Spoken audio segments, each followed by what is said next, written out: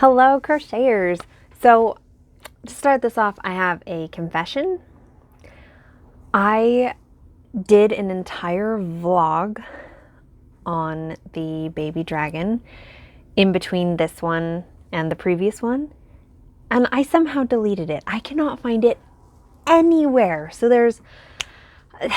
yeah. So I'm going to try and make up for that and kind of show you guys where it is now, even though it's like a kind of a leap ahead from where it was. There are lots of things that I talked through. I'm gonna just hope I can remember them in this vlog to kind of catch up. So anyway, baby dragon, definitely made progress since the last video because I deleted an entire vlog. Anyway, but it's come a long way, and this is still the rough draft. I've got lots I still need to kind of figure out, but here it is. This is it so far. So I am, for the most part, pleased with it, but there's a lot we need to talk about. So we'll just get going. Yeah, I don't even know like what I'd say for first things first. There's quite a bit that needs to change. As I said, I think in the first video, like I'm pretty happy with the head. I don't think that this really needs to change at all.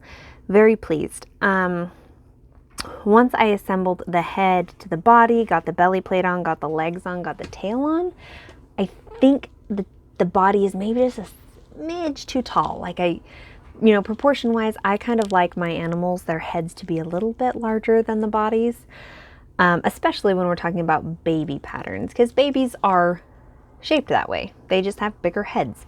So I think I want to just play with this scale just a little bit, not anything like major, but a little bit. Another thing that I want to do differently is if we look at it head on, I kind of have this like bump out here, which originally I was thinking like I'm gonna have it sitting on its feet like this, and then I'll just kind of I'll make a circle of burnout blanket yarn and we'll sew it on right there. It'll kind of cover up maybe a little bit of this tail transition. It'll go right here, and it'll kind of act as like the thigh, and so you get the idea that it's like sitting on its haunches, but because I already gave it this bit of a bump when I went to sew those circles on, it was way too big. It just looked really odd. And so I think going forward, I'm going to try and just keep kind of at this slimmest spot. I'm just going to keep that shape going all the way down. That way I can sew the circles on, which will hopefully give that sense of like, this is the leg. And it will look proportionally correct. So that is a thing. Also, in the last video, which I deleted anyway, still kind of, upset about that. So this tail, actually, the way the pattern is made, it's like super curly, and also like it's really curly up here, and then it's like super flat down here, and I hated it. I really hated it. So what I went ahead and did was I attached it. I just got to the point on this project that I was like, I just have to assemble it. I just have to put the pieces together and just see, because I'm not going to be able to move forward if I don't like really know where I am, right? And so even though it's not perfect, I just assembled it. And the tail was super bad. So what I ended up doing was taking, and you can kind of see it. There's like this ridge right here. I ended up taking a piece of this red burnout blanket yarn and running it kind of from the base of the tail here all the way up to the tip of the tail, turning it around and bringing it all the way back down. That way I could uncurl, by pulling it tight, I was able to uncurl this, which was like overly curvaceous, and I was able to tighten this, which gave it more of a curl. So like this, I'm happy with how this tail looks, but this actually isn't how the pattern made it turn out. So now I know kind of what I'm aiming for with the pattern, if that makes sense. So yeah. Another thing I'm hoping to work on a little bit is like to try and get a sense of curve in this part of the tail. I did do like half double crochets here and single crochets up here, and I think that the half double crochets just gave it a little too much stretch, because it's a little hard to see because I've got the feet on, but there's just kind of this like bump here from the body to the tail transition. I don't really like it. Kind of bugs me. So that's something I want to work on as well. Other things. So I did figure out wings better. These ones are smaller than in the last vlog.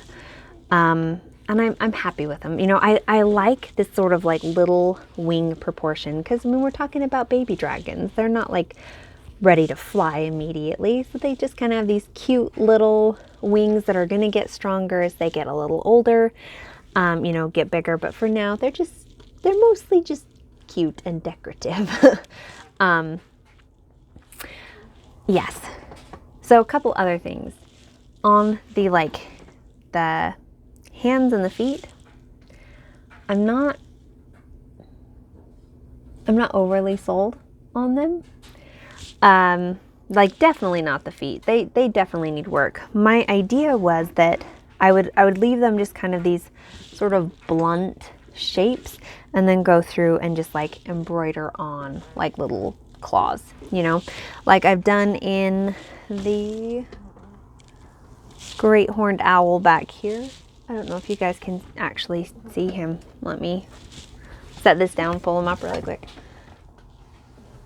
So the idea is just to like, you know, I've just got little V's here for the talons, which is a much simpler way of doing it. And I don't want the patterns to be so complex that people don't want to make them. So I thought that's what I was going to give a try. And I've tried it a couple of times, and I've hated everything I've done. For these ones, like, you know, the front paws and the back, just, I really don't like it. Just has not turned out well, which has been really frustrating.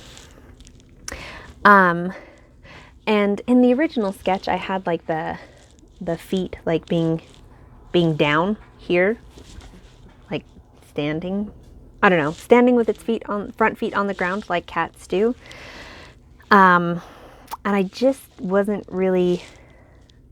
I don't know. It's really difficult to be able to pull that off, and I haven't figured out how yet. So that's why I went ahead, you know, kind of went with these like kind of like holding your arms up paws. It looks a little bit like a puppy begging, which I don't mind.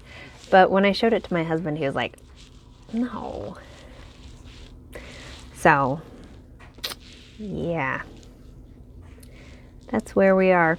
Obviously, I did end up going with an orange belly plate. I think because I made the wings smaller, there's not such a huge like statement of orange. I think that it works, but I also think the belly plate needs help. It's not beautiful, so it could use some work. There's lots of this that still needs work, if you couldn't tell. But like I'm happy with the direction it's going. It's just not there yet, you know, and so it's like I want to be happy, but at the same time it's not there yet. So like I shouldn't be happy with it yet. So the other thing I've been trying to figure out, and I am unsure on, is most dragons, at least in the pictures, they have like a row of spikes kind of running from the top of the head all the way down to the tail, right? And I really don't enjoy working with medium weight yarn. It just hurts my fingers. And so I've been, you know, trying to brainstorm, like, how do I get all of these shapes, right? So, so this is what I kind of was trying. Basically doing these like long chains of triangles and then stitching them together. So they are 3D because there's kind of this little pocket in the middle of each of them. And then like maybe sewing that just like on top, which I think is a good idea, but in actual practice, I don't like how it looks. Because if you see it just on here like this, we don't have a break. Like the white is all connected, and so we don't have any break. So it doesn't look like there are spikes growing out of the actual dragon. It looks more like, it looks more like a rooster's comb, you know? And that's not what dragons look like. I mean, this is me, like, who really knows what a dragon looks like, right? That's a given. But I'll just say in my mind, this is not what I want my dragon to look like. Like I want it to look a little more dragon-like. But I also don't want to make like 30 tiny spikes and have to sew each of them on individually. That just sounds like a pain. So that's something I'm trying to decide. Like, does this really need that? If I just get the claw, if I figure out the claws and all of the other design issues I've talked about in this vlog thus far, will it be good enough? And not just like good enough, but like, will I be happy with it? Will I look at it and say like, that is a good baby dragon? And, you know, I don't have to have every single one of the tropes to make it good. I'm not sure. That's something I'm still kind of thinking on. So yeah, I think now actually I have covered everything I've talked about. There's just more to do. But I am pretty happy with it. So I'm looking forward to continuing working on it and not deleting this vlog, keeping it in a safe place so I don't lose it again. But I'd love to know what you guys think about this guy so far. And yeah, we've got more work to do, but I am optimistic, looking forward to how it's gonna come along and hopefully how cute it'll be. Hopefully I'll just be so thrilled, right? Because it'll be so cute. Anyway, I'll be working on that, hopefully. Fingers crossed, final draft soon. So yeah, in the meantime, you guys, take care.